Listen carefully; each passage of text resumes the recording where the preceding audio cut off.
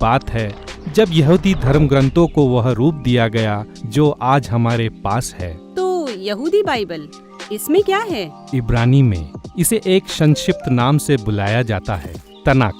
त का अर्थ तौरा है, कभी कभी व्यवस्था कहा जाता है। इन 5 पुस्तकों में इजराइल की मूल कहानी है। न का अर्थ है नेवीईम, यह भविष्यवक्ता के लिए इब्रानी शब्द है। इस खंड में ऐतिहासिक पुस्तकें हैं जो भविष्यवक्ताओं के दृष्टिकोण से इजराइल की कहानी को बताती है।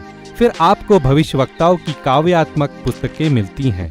क का अर्थ केटुवीम है, लेख के लिए इब्रानी शब्द। यह काव्य पुस्तकों, ज्ञान की पुस्तकों और घटनाओं का विविध संग्रह है।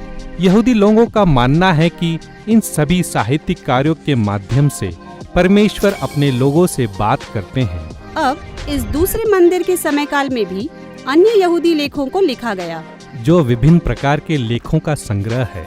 ये भी यहूदी समुदायों में बहुत मूल्यवान थे।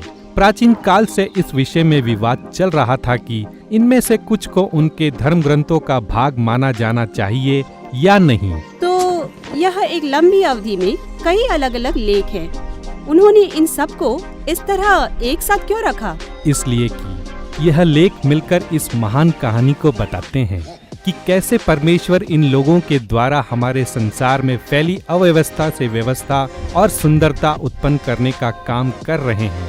यह सब एक नए अगुवे की आशा देते हैं जो संपूर्ण सृष्टि को नया बना देगा।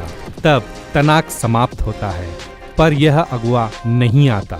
तो यह एक बहुत बेहतरीन रचना है, परंतु इसमें अंत नहीं है।